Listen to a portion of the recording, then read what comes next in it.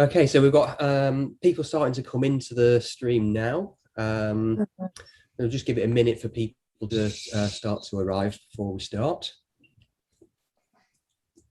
Okay, so we've got people starting to come into the stream now. We'll just give it a minute for people to start to arrive before we start.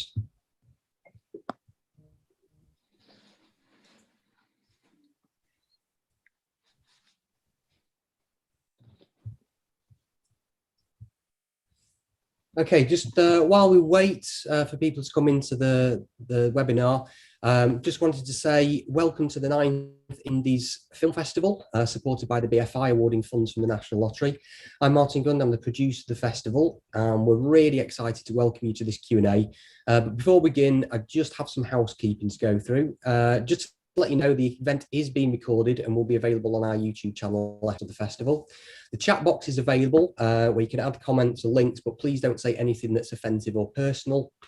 And if you have a question for any of the guests, please submit them in the Q&A box that you can open from the bottom of your screen, and we'll try and get through as many of your questions as we can. So to get started, I want to welcome one of the film's directors, Price James, as well as Hollywood legend, star of the film, David Arquette. Thank you. Yeah, David.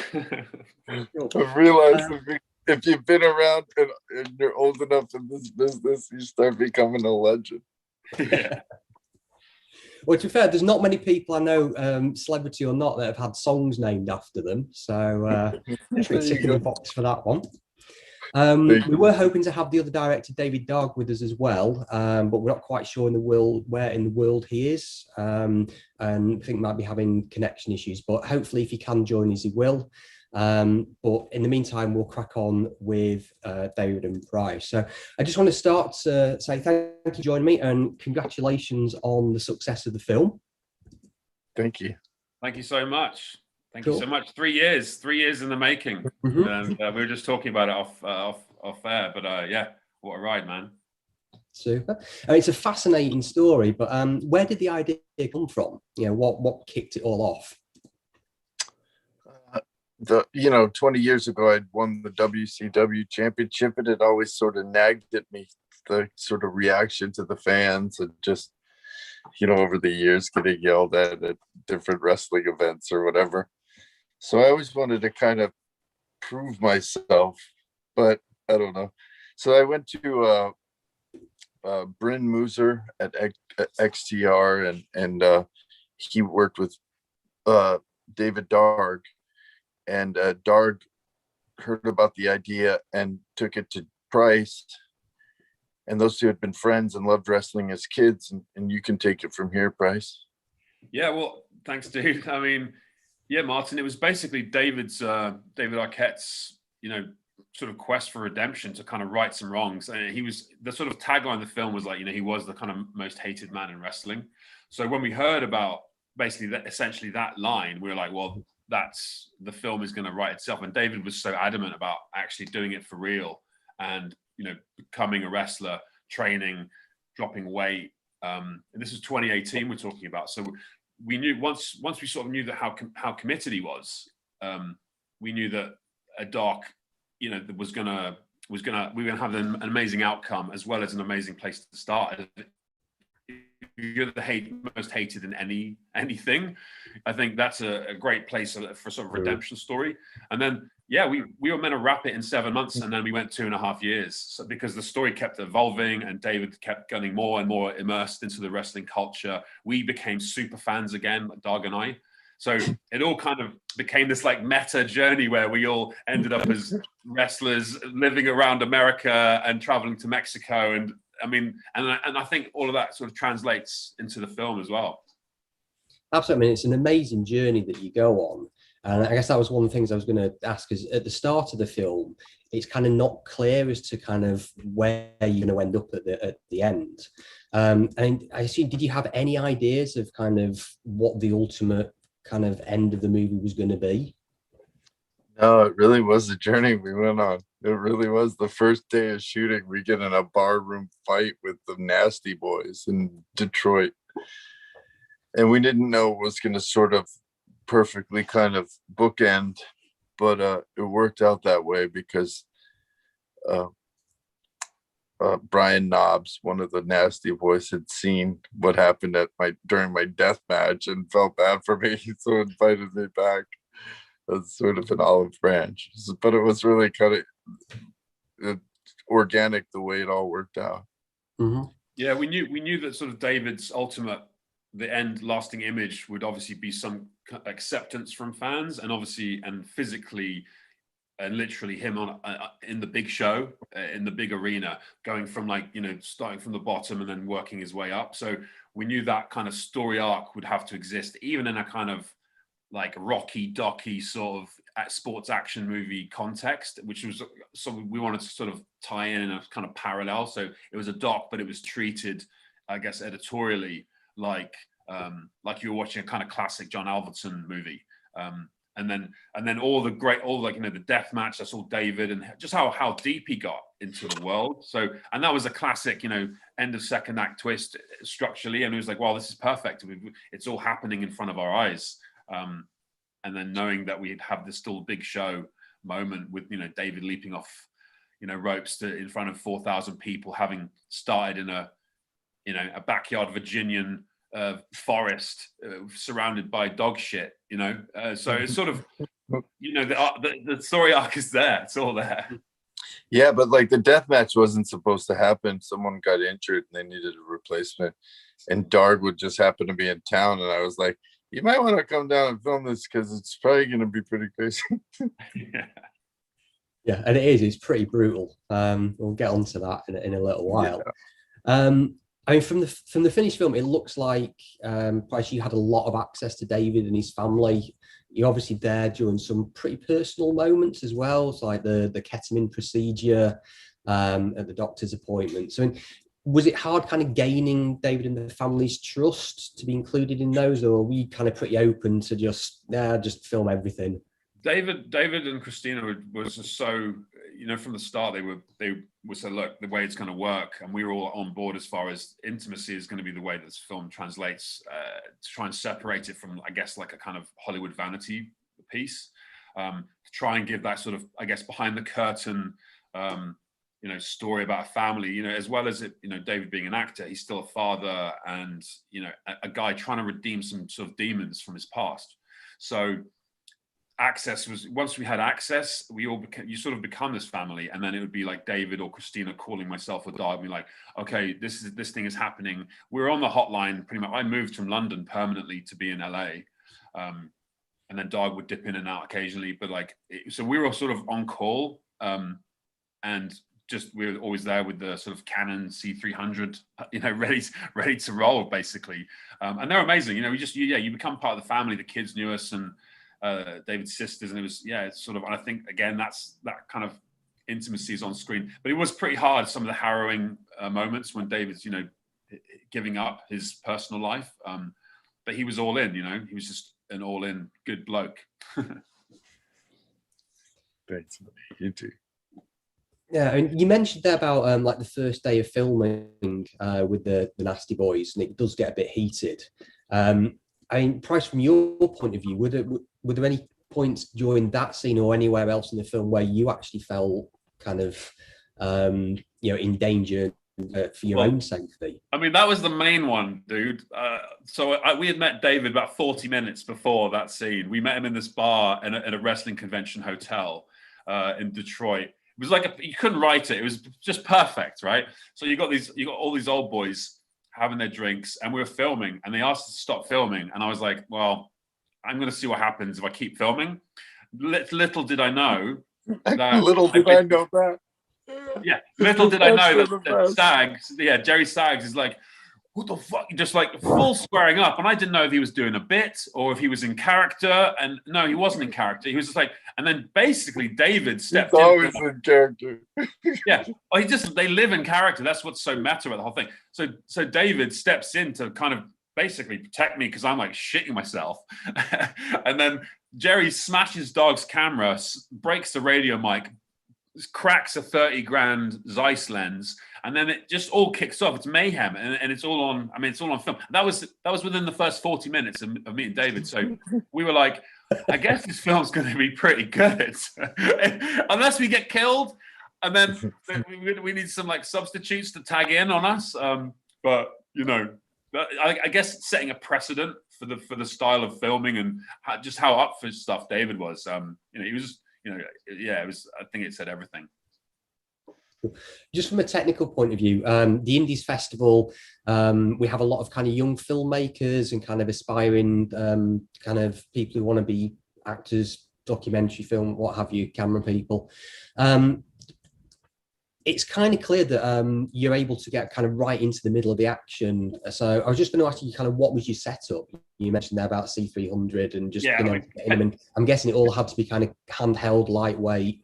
Yeah. Basically, doc is all on access. So the best camera is the one you have with you, whatever it is. We shot on phones occasionally. We used crowdsourced material, whatever we could. I basically went into archive, and so as well as our personal gear, which was basically the C300 with prime lenses, and Darg favored radio mics because he was doing a lot of intimate stuff with David, whereas I was always like run and gun.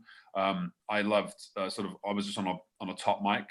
And they're so sensitive now. You can kind of do all your kind of interview questions without having to like clip up. Sometimes you want to just come in and get a moment, and without the labor and without stalling the energy with like clipping radios on. But when David was like pre-radio mic'd, there's like gold. You know, there's some beautiful moments. But yeah, that was pretty much the setup. Some GoPros stuff. We bought a $70 drone. To capture the horse scene on the mountaintop as sun was setting. That was something I really wanted. I wanted to kind of reference Don Quixote, and just kind of like, well, this would be beautiful. And then, you know, David's in his like wizard's cloak, and it was just like magical. And then I cut it to sort of Western Sergio Leone like theme music. So it all sort of worked out with his grand shots. But it was a $70, which is 50 quid, a 50 quid drone, and it looks great. That's great. So I mean, it's little nuggets like that, little bits of advice that kind of mean a lot to kind of people trying to figure out how to make their movies better. So yeah, shoot on a phone, do the Tangerine style. You know, honestly, I'm such a believer in like it doesn't matter what it is, as long as the energy is there and either performance or intimacy translates. So that's what people care about. It's like, you know, the old Scorsese stuff. If there's a bounce on a dolly, no one cares. They're looking at the person's face in front of you. Mm-hmm. David, I mean, it's clear from the film that you truly love wrestling. I mean, you talk about it, you know, you've loved it since you were a kid. What is it about the sport that means so much to you? Oh, man.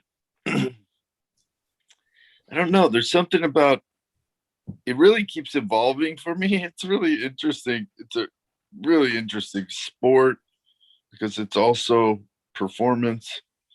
I mean, there's so much about getting in the ring that's really interesting, but just my love of it is just this sort of vaudevillian kind of carnival atmosphere, this real I don't know, it's like sawdust and you know, cigars like back in the day. You can just feel this kind of fun old circus vibe that I just love. I love the larger than life characters. I love the sort of, you know, the pageantry and the clothes. I mean, you're back there. It's more like a beauty pageant than it is like a, you know, some kind of sporting event. But then you know, it is very much like a sporting event. And it's, you know, the more you get into it, the little intricacies you learn about it are really spectacular.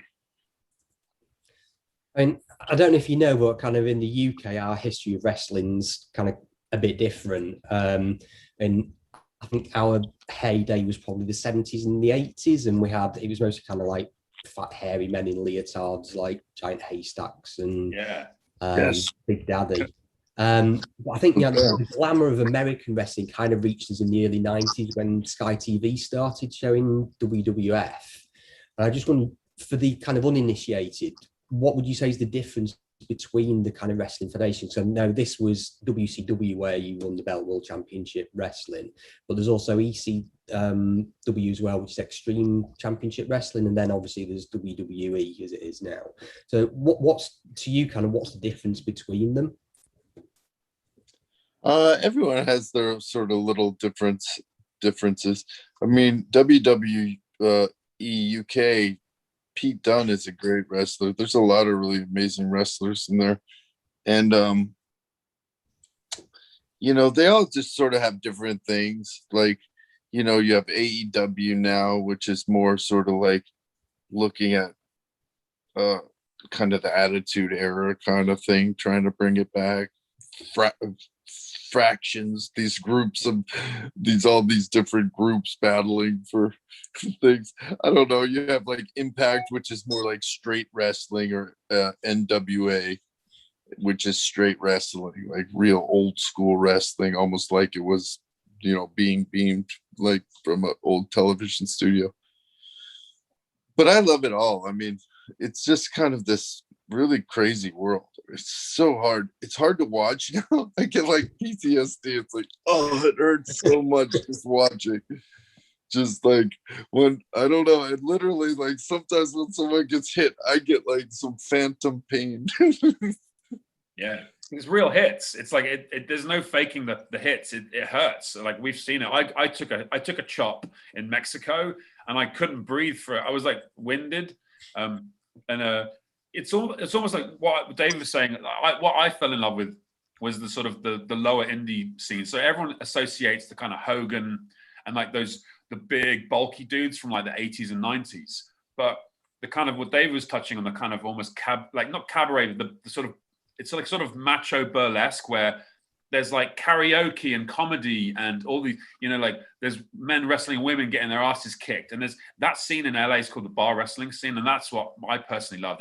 It's basically like an amazing show with violence, but also so much comedy, and like everyone works on their characters and brings so much like identity and like inclusivity to it. And then there's all this crowd participation, which is like so much energy. It's just like, honestly, Darg and I both became like legit real fans again. Yeah. If you see Lucha Baboom in LA, a show for Lucha Baboom, you have to go see it. Burlesque and luchador wrestling. So that's like my dream. It's like my favorite thing. I was supposed to wrestle there, but I got injured.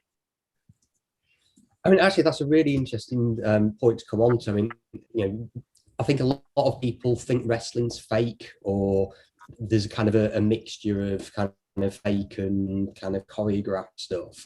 But I mean, it's pretty clear from the film that, people get hurt. It is a very physical contact sport. I mean, how much is staged and how much is prepared in advance? You obviously kind of choreograph particular moves and things, but once you actually get into the ring, does it just like the adrenaline takes over and it actually becomes like full contact sport? Yeah, there's all kinds of different things that happen. It's all, some of the real pros are just so good. I could wrestle all year with those guys because, a guy like Colt Cabana is just such a pro at what he does. You go, if you, after a match with him, it feels like a strenuous workout rather than, a beating, which happens in other cases where, it's just a lot of things happen in the wrestling ring. You need to really properly train, and you really have to, experience in the ring matches to then learn stuff. Because one thing, the hardest thing to do in wrestling is slow down and just like be in the moment and be aware of everything and just, not be caught up in the adrenaline. That's what makes the ability to become a better wrestler. A lot of the time becomes like there's a comfort or like just a confidence you gain, and you are able to like make like really clear decisions. You're not all caught up. Like when you first go out there, when you're green, it's really hard. It's so hard because it's like crazy. Some moments there you think like you're dying. You know what I mean? It's like literally like I don't know if I'm gonna make it. So I don't know. There's some crazy stuff, and that's not the time where I got stabbed in the neck. That's another time. It happens a lot. You're like, don't pass out. You're like saying that to yourself. Yeah, when you got tombstoned Lawler. Oh, Like, you know, like you can, like, it's a sort of like the my- Andy Kaufman thing. You know, it legitimately can. he use said to your me, spine. that actually really hurt. He said, you know, that's weird. Andy said that too. I was like, you dick. He also told me to put my head back, which you should not put your head back. So I don't know if Jerry was trying to teach me a lesson or not, but there's a lot of lessons that happen when you're coming up. People stretch you out and like kind of they'll put you in some shoot grips or locks where you're really kind of they're teaching you a lesson. It's pretty brutal. So there's a lot of sadomasochism. You know what I mean? And so it's like, oh.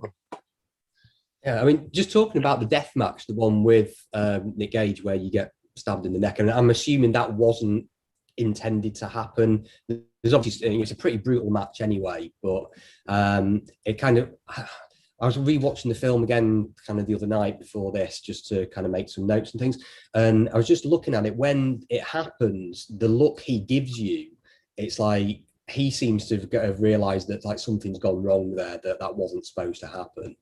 Yeah, I pulled his legs when I wasn't supposed to, but I'd been getting upset because certain things, sort of lines were crossed, and on both sides, I'd been out of line too. So there was a bunch of stuff going on before that happened, but you know, I got cut a couple of times. And by the second time, I was just like, fuck this. I'm not gonna let someone just cut me when I didn't agree to that. So I pulled his legs, but when I pulled his legs, the thing was here and it hit me right in the neck. Yeah.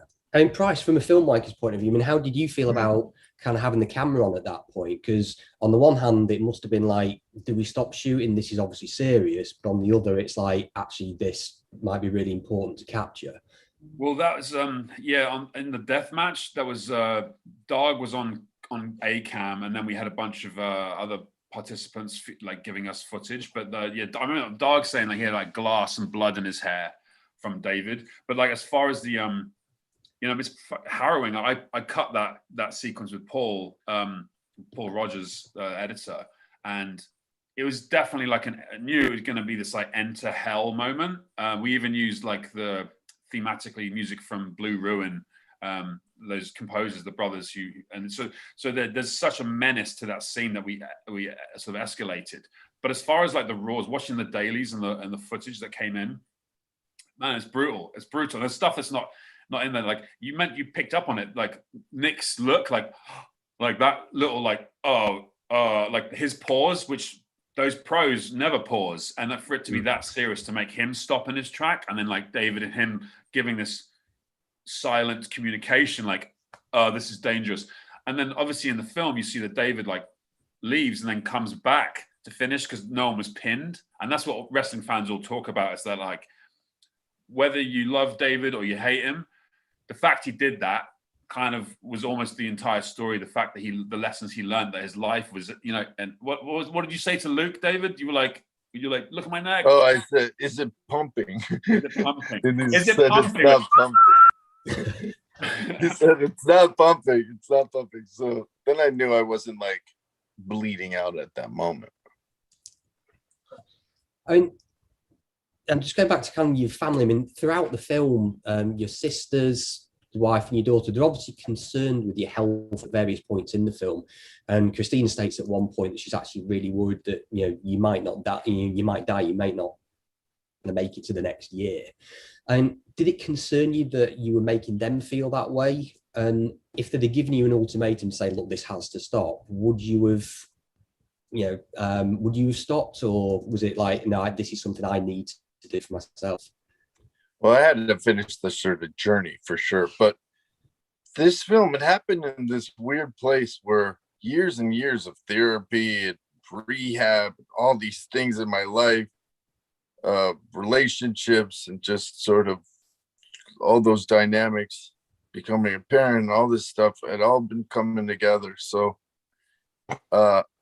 it just kind of captured this moment where all of that stuff was kind of coming to a head. So it was tough. It was definitely tough. I definitely felt bad about what I put my family through.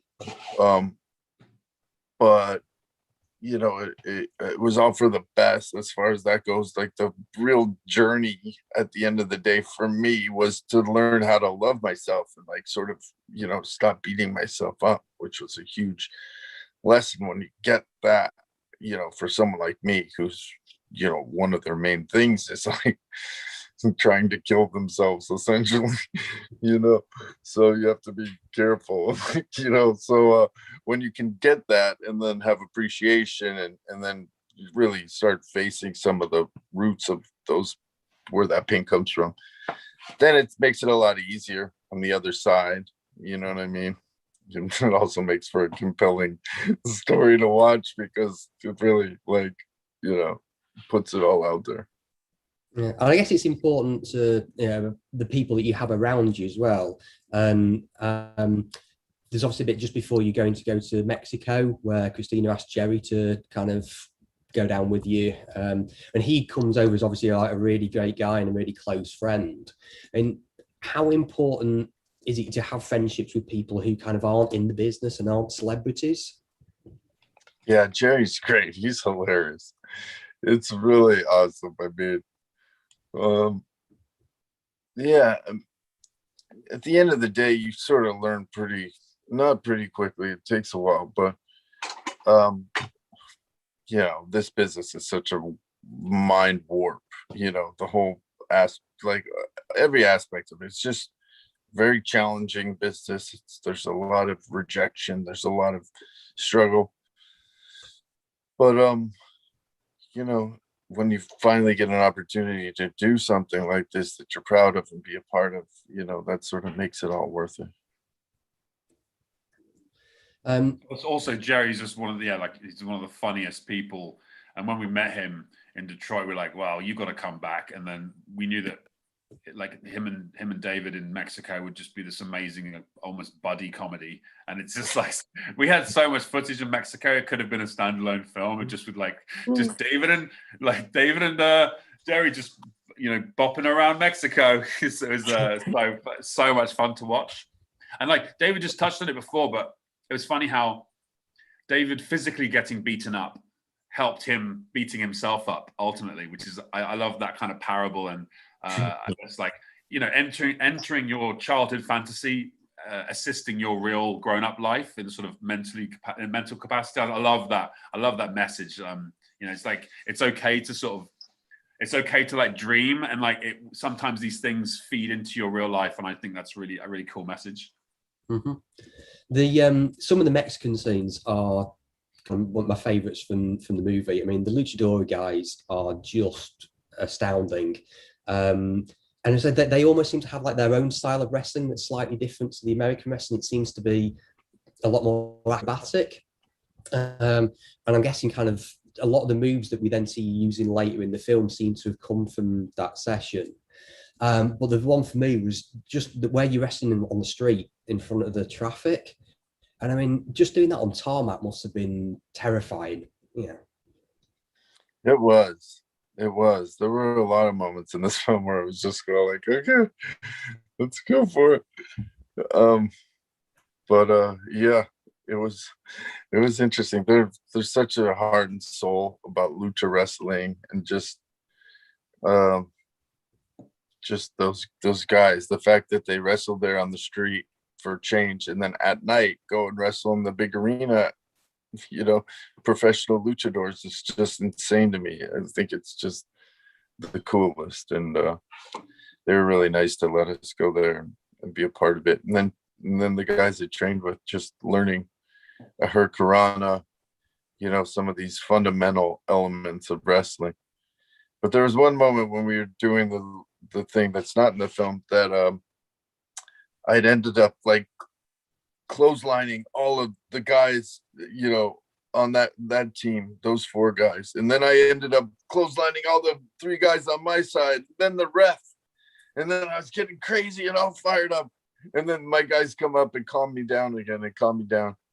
And then they said, okay, now apologize to the audience. So I had to go around to each side and say, oh, I'm so sorry. I'm so sorry I did that. I don't know what got in my head.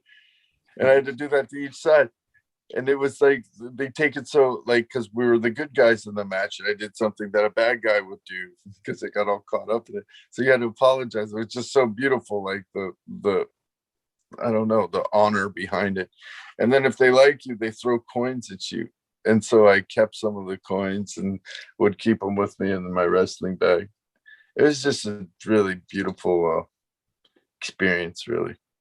Yeah, I guess also the like wrestling culturally in Mexico is a lot different. It's you know, you have to have a license, like a government awarded license to be a professional wrestler in Mexico, and it's so ingrained in the culture that some people never break character. They wear their masks, you know, like Santo, these icons, and like one of the wrestlers you see give David his mask, and it's just like one of the most emotional moments in the film. Just because it meant so much, and it's like we compressed a lot into, like, we were only there for I think maybe about 9 or 10 days, and there's so much. The street wrestling, we didn't expect to be doing that, and when it happened, as filmmakers, we were terrified. I mean, David was like more terrified, but we were in the middle of that traffic. I'm on a long lens, like basically with getting accosted by cops and drug addicts, and I'm like, okay, I think I stick out. I'm 6'5". I look like a wannabe Spielberg. I'm like, you know, it's sort of like a ridiculous scene, and it's all on camera. We're just so lucky, and it was incredible. Like David, like leaping off the ladder, and just yeah, Mexico is probably one of my favorite shoots in my whole career, to be honest. Cool. I mean, the last scene as well with the primal scream on the mountaintop as well. Yeah. And on one level, I think it's just a beautiful shot. It's like such a great end to that segment. But I think as well they say that primal scream is like a great way to deal with like repressed pain of childhood trauma. And I just wonder whether it actually had any kind of profound effect on you doing that. Yeah. Yeah, it did. I mean, sorry, I was like daydreaming. I was up on the mountain. We heard primal screaming. I was fully back there. What's the question specifically? So I was just saying, did that actually have any profound effect? I mean, there's some actors, I think James Jones has said in the past that it's something that he's found really kind of useful in kind of dealing with kind of personal trauma. I was just wondering whether it had a profound effect on you, whether it was just for the moment, or whether it's something that you kind of thought, actually, I really got something out of that. What? Just the actual screaming at the top of the mountain. Screaming on the mountain. Oh, for sure, we got something out of it. For sure, that was yeah, that was really cathartic. It really was like you know, we'd gone through a lot together. Then just to like, you know, I don't know. I was really grateful to those guys. They were really kind, and I learned a lot in a short period of time. So yeah, the primal scream stuff was really important. A lot of the therapy I'd been doing, I had this experience where I was talking to my therapist about my parents, and I was like, you know, my mom and my dad, they had a hard relation. And then I realized that they were both dead. And all of this pain that I'm like feeling about my parents are, you know, their relationship pain, but that's gone too. You know? So I don't know. There were some moments during the course of the filming of this that I made these like kind of breakthroughs, or made it a lot easier not to like harbor that feeling of painful marriage of my parents to like in my life, you know. And it actually, when you let stuff go like that, it makes room for like, oh, it's not so heavy anymore. I mean, I think that's kind of, that theme comes through in the film, because you said at the beginning, obviously the tagline at the start is like, you know, you were the most hated man in wrestling for some time, and you know, you wanted to redeem yourself. And I guess that's the story of the film. It's about you going on that journey for that redemption. And I think what comes through is there's two different levels going on there. There's the wrestling redemption, but then there's the personal one as well. So, I mean, with the championship back in 2000, I mean, it was partly because you were promoting the film Ready to Rumble, and you kind of got involved in that. And looking back now, if the same situation came up again and you were given the opportunity to win the title, do you think you'd have accepted it, knowing what the impact of that was? Yeah, I don't know, because it allowed me to sort of live a dream come true. So to be able to travel with those guys and have that experience. I don't know if I may have like suggested some things to do it in a little different manner. I mean, they had set it up so I pinned Eric Bischoff. I didn't pin a wrestler, so it wasn't like I was a wrestler. But I don't know if I would have trained or something. You know, we could have worked something out where I'll stay on, but I don't know if we could have done it. If I could have stayed on and traveled with them and not been the champion, I would have, loved to have done that. I don't think I would have changed it to not have that experience. Cool. I mean, as I said, it's 2-3 years over the journey of the film, and I mean, you really do. We see you put in a lot of training. You can see physically, you become a lot fitter and healthier over the period of time. Was there any point where you actually felt this is just too hard? I'm going to give up. Or it's just I can't do this anymore. Yeah, that happens like every second, especially in the ring. You're like, oh, I just have to get to this move. Okay, now we just have to get to this move. Yeah, no, all along the way. You got beat up. After the first match with RJ, I was in your eye. You almost broke your eye socket, right? Yeah, that thing still jacked me up. But yeah, that was close to like not wanting to do it anymore, because I felt I kind of did it. But yeah. So since the film's finished, have you continued wrestling? Is it something that you kind of want in your life, or are you happy just to go back to being a fan and watching other people throw themselves around? Probably more in that department. I don't know. I do love it. It's an incredible business, and I love the whole world, and I love the fans. So I think you could be a great manager, dude.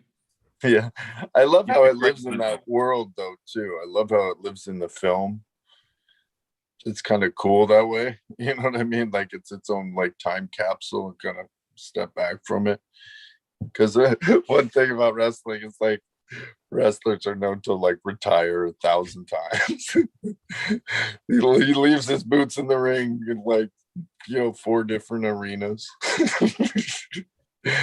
So I don't know. I'll probably go on a retirement tour at some point.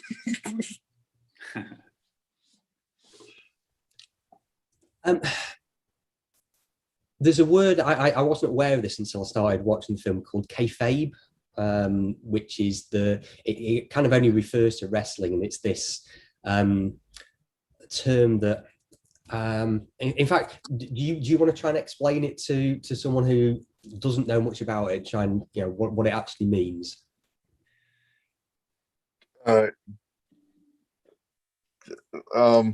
Yeah, kayfabe is like, it's taken from, so kayfabe is essentially, I think it's like fake in Pig Latin, like so they do this carny kind of talk. And there's sort of like this secret culture and secret word. Kayfabe was before sort of people knew it was, that they know now that it's sports entertainment, that it's predetermined. That's what it means. Like, who the winner is before it's going to start. But before that, they didn't say that. So like, if I was having a feud with I'm a good guy and I'm having a feud with a heel, and we go to a bar, we have to stay at opposite sides of the bar. If any of the fans see us interacting or friendly, we've broken kayfabe. We've ruined the illusion for them. And I think that's what they hated so much about me winning the championship, is that it broke the illusion. But the more you get into it, and the more you know, and the more you sort of train and you see what they go through, then you understand why they get so mad. Then you understand why, what it takes to even just, be a vendor that travels all the time on those roads and deals with all the stuff you have to deal with. So I get it. Kayfabe's, yeah, I still appreciate it. It's sort of dying in a sense, but there's still a lot of it. There's certain rules, like you shake everyone's hand and look them in the eye and introduce yourself if you're new in a locker room. There's certain things you have to learn. If a wrestler will never say something hurts, they'll say it sucks. Like, how's it to take that pile driver? Sucks. They'll never say anything hurts. I'm the only one who says, oh yeah, that hurt.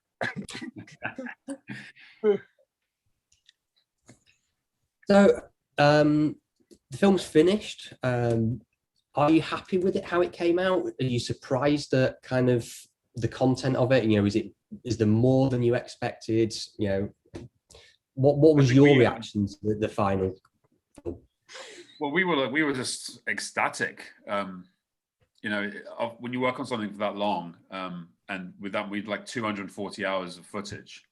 So to try and to comprise that into a 90-minute power cut, took a lot of work. We had a good hour at the beginning, and then it was just like, okay, how do we? It was one of those almost infinite possibilities. Like I said, Mexico could have been its own standalone movie, but we knew the main themes that it was David's journey, him overcoming his own demons, I guess, and the sort of the power of his family and basically self-love. I guess that's the kind of one of the messages. But the film has been so well received. Like the Rotten Tomatoes score is amazing. That was something I was like, look, we get over 85, and we got like 92 audience and 95 critical, which is just like amazing. And that was like our personal Oscars. We wanted to make a kind of cult film that stands the length of time.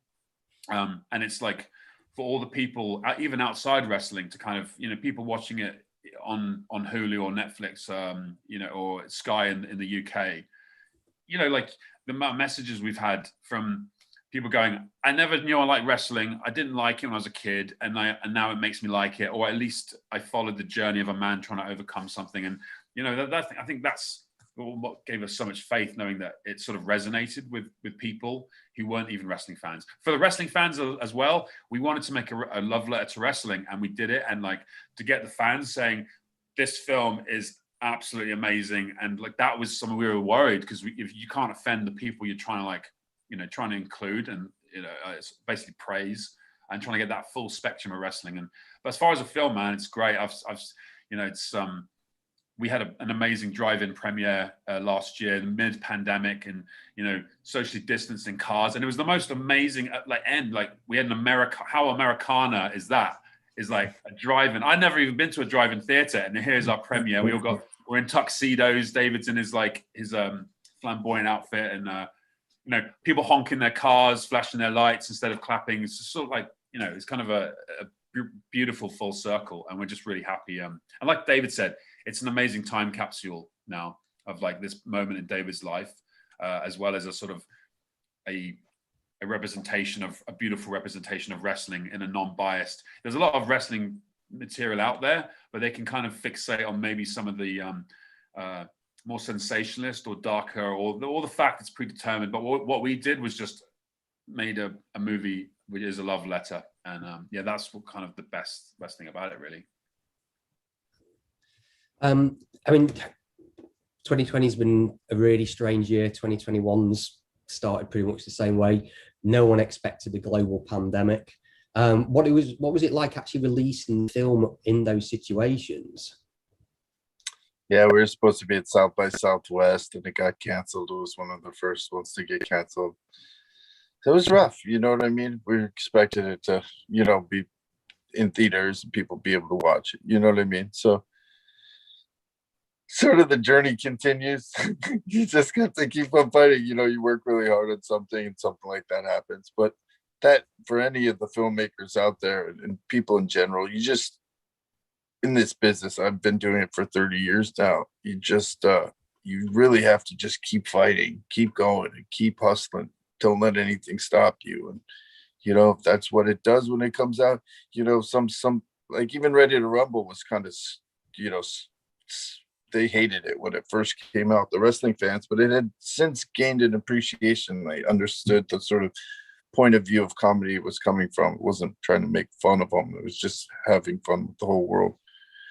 But so yeah, I mean, it was rough, but it was still a blessing to be able to do this and to have been able to do this project. I'm really proud of it. There's been a number of questions coming in from people watching while we've been chatting, so I was just going to ask you a few of the audience's questions, if that's okay. Sure. So Julio's asked, you know, obviously you had a great time in Mexico. Are you planning to go back to South America when the pandemic's over? Yeah, that's Julio. He's one of my friends and a fan, and he lives in Brazil, which I hope to go down to soon.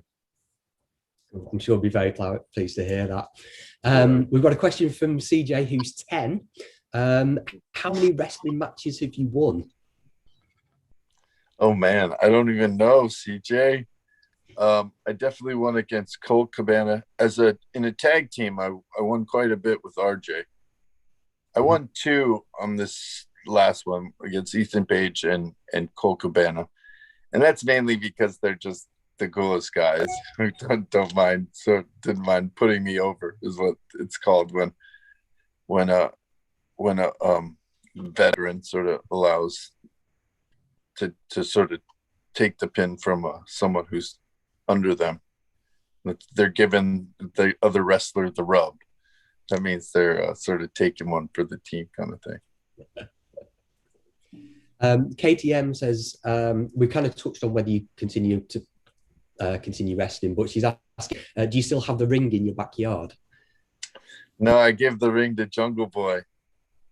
He's got it, so he trains with it and is putting much more use to it than I did.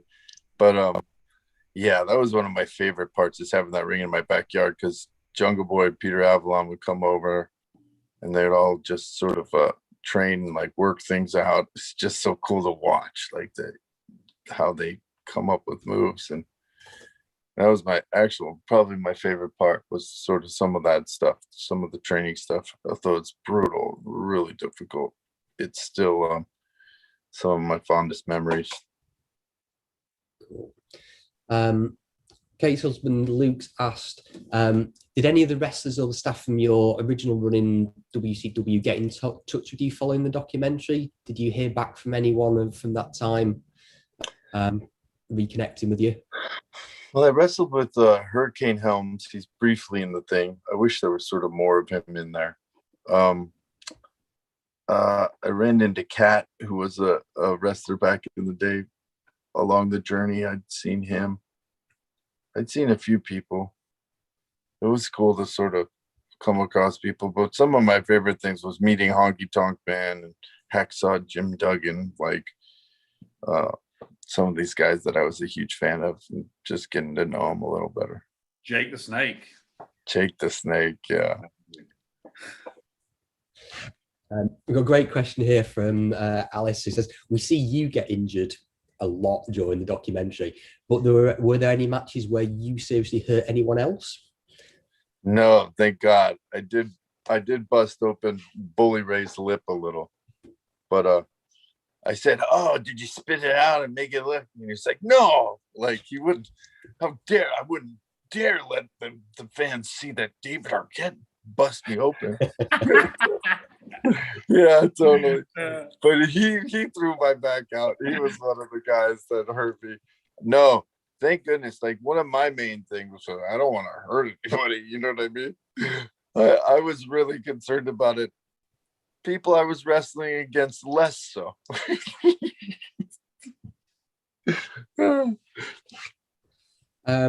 Rob has a question. If any of your children wanted to become professional wrestlers, would you let them? Oh man, one of the things that happened was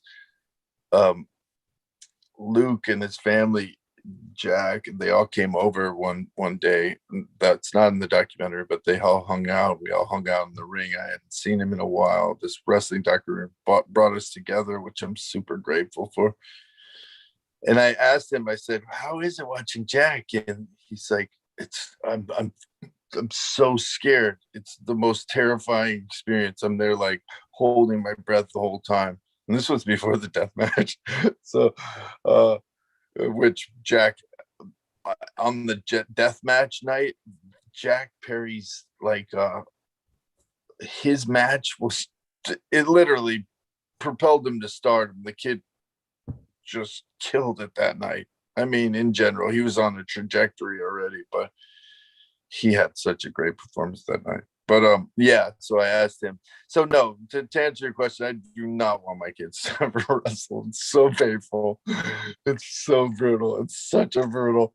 Like, there were times where I'd go and, you know, I'd fly in, I'd go to my hotel, and the hotel wouldn't be there. like have to like shack up with someone or get my own hotel room. It's like, oh, it's such a crazy sport. Like, sometimes you have to, you know, shake someone down to get paid, and you know, there's all kinds of things that happen that are so bizarre. I've got a couple more questions, but I just want to say we've David Darg joined us. Hey, nice to see you, Darg. What's up, buddy? Yay! I'm shamefully late. Sorry, guys. Dave, before we kind of go on with the rest of the questions from the audience, you want to just give us answer a couple of questions? So, quickly, so your background was in documentary filmmaking, but I mean, how did you get involved with David Arquette on this project? David's been a friend for a while, and I had a company called Riot, and we specialize in making documentary films. So when David wanted to start the project, he knew about us and came to us with the idea that he was going to go on this journey and wanted a team to document it. And as soon as we heard about the idea from David, it was like a dream come true. Just couldn't imagine a more fun project to get involved in. Little did I know that it would be a total nightmare project. But no, it was the best project we could have imagined to work on. And then the fact I got to do it with my brother Price, you know, we grew up together in England. We had a lot of fun. So it was a good couple of years. Cool, that's good to know. So is it all right if I call you Darg and then I can call David David and save the confusion? No so David, Starry Cat just said, how was it to work with RJ City? Love the camaraderie you both have out the ring. How supportive was he after the bout? You know, you seem to have a really good relationship. Yeah, RJ's really funny. He's become one of my dear friends, and he's hilarious. He's really a stand-up guy. I mean, you meet certain people in this business, and when they're like sort of that outstanding, you kind of like, okay, these are the good people. You know what I mean? You find the right sort of group.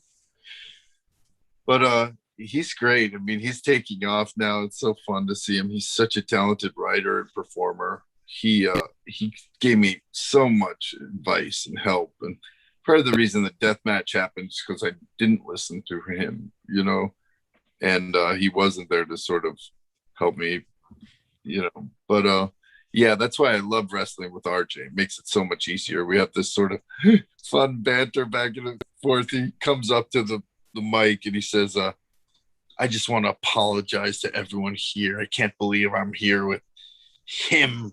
He's like, you're the most talentless person I've ever met. And I say, RJ, be nice. Come on, we're gonna win this match. So we just have this fun thing, and he does this whole thing where he's teasing, like, you just stay in the corner and let me do all the work. And he turns around and gets like punched, and then it becomes this whole thing where he's not letting me in the ring. And then the audience is like, just tag him in, and he's getting beat up. And finally he goes to tag me and he gives me the finger. And then I'm like, oh, and he turns around and gets punched and falls back. And then I tag myself in. But it's all this storytelling that he taught me, like how you getting the audience anticipating this, anticipating when it finally happens, they get really excited. And selling the whole show, you know what I mean? The whole performance then works. I love the fact how animated you get about it. It's obviously such a passion for you. Yeah. So just a couple of last questions. Joel just asked, do you like cage fights? I'm not sure we actually see you in a cage fight at any point. Did you take part in one? But as someone who watches wrestling, do you like them? I don't really like them. I don't really like death matches either. I don't like all the blood and guts anymore. I mean, I think I liked it more when I was younger, like seeing boxing matches, someone get knocked out. I don't know why now. Now it's too personal, maybe. I don't know. I feel bad for everyone. But I don't know. I can appreciate really talented boxers and cage fighting, but it's not really my cup of tea. Mm-hmm. Throughout the film, we obviously do get to see you kind of warts and all. And there's the scene with the spray tan. Rob's asking, what was the film you had to go to after you had the spray tan and then had to wash it off? Because like when you get home, you can actually see it's actually kind of dripping. Yeah, it was. It's funny. Like at the beginning where I say, I hadn't gotten a job in 10 years. That line was from I hadn't gotten a job from an audition in 10 years. So I had worked throughout that time. But this is the first job that I'd gotten from an audition in like 10 years. So I was really excited about it. It was called The Miseducation of Bindu. And it just got picked up by one of the streamers. So people finally get to see it. They had to put on all this stuff. I had a big old swollen black eye. I had to play half the scene like from here. They were really sweet about it. Let's just say, and Kate is asking, will any of you be watching WrestleMania this weekend?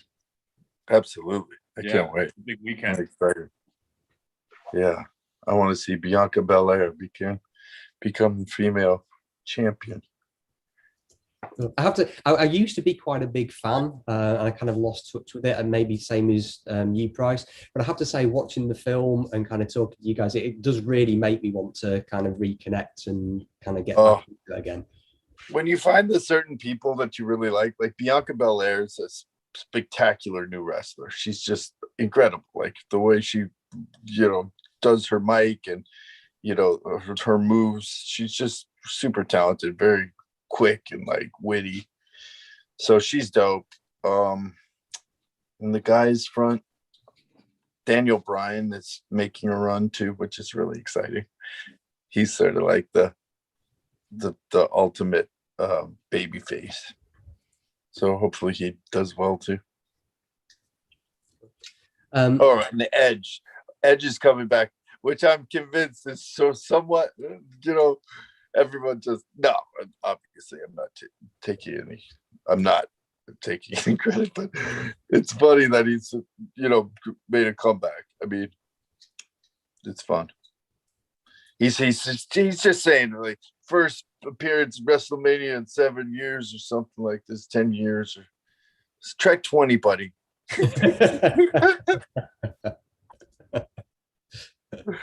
Although I've never been to WrestleMania. So. Cool. So we'll just wrap up now. I just want to say just about your career, David. I mean, like you said at the beginning of the film, 10 years of rejections, but obviously things are kind of picking up. We're seeing kind of you appear in more things. I really enjoyed 12-Hour Shift that I know you and Christina produced. And I actually love the fact that Mick Foley appears in the film as well, who is obviously a huge kind of iconic wrestler, 3 great characters. I mean, was that coincidence or were you friends with Mick? Were you keen to get him in the movie? Yeah, it was during the whole time where I was wrestling, sort of back in that world. And I'd just seen Mick, I think, at a wrestling event. And then this part came up and I suggested him. So he's just such a talented guy. He's so funny. And it was just great to work with him in that capacity. Cool. And I mean, I know in the film, it's kind of described almost a bit of an albatross, your role as Dewey in the Scream movies. people kind of typecast you that, but you're due to come back again, playing the role in Scream. Well, it's not Scream 5, it's the new Scream movie, isn't it? So, right. Are you looking forward to that? How do you feel about playing Dewey? I love playing Dewey. The movie has its sort of point of view, the documentary, but no, you don't really get an opportunity to play a character for 25 years, be part of such an iconic sort of horror franchise. So yeah, and I feel very blessed, and I love playing that role. Cool. Is there anything else you have coming up that you're allowed to talk about? I did Celebrity Family Feud with RJ City and Peter Avalon, Jack Perry, and Dalton Castle. So that'll be really fun for people to see. And I guess turning over to you, Darg and Price, as well. I mean, Darg, obviously you've had a long career in documentary film. Are you happy? Is that something you're still keen to work in? Have you got kind of new projects on the go? Yeah, I've always got at least 5 films on the go. I'm currently in Dubai working on a project, which is why I was horribly late for this call, so please forgive me, but it's been a pleasure connecting. I just hope we make You Cannot Kill David Arquette 2 someday, where he actually dies. We could do it. We could explore the Japanese death match. There you go. Which is really intense. I'm not afraid of electricity. That's good to know. And Price, I mean, prior to the film, you'd worked mostly in music videos, and you'd had Death Ditto Video Fire, kind of most recent. And then prior to that, you had a great short film called Action Man Battlefield Casualties, which we actually got to show in Leeds a few years ago.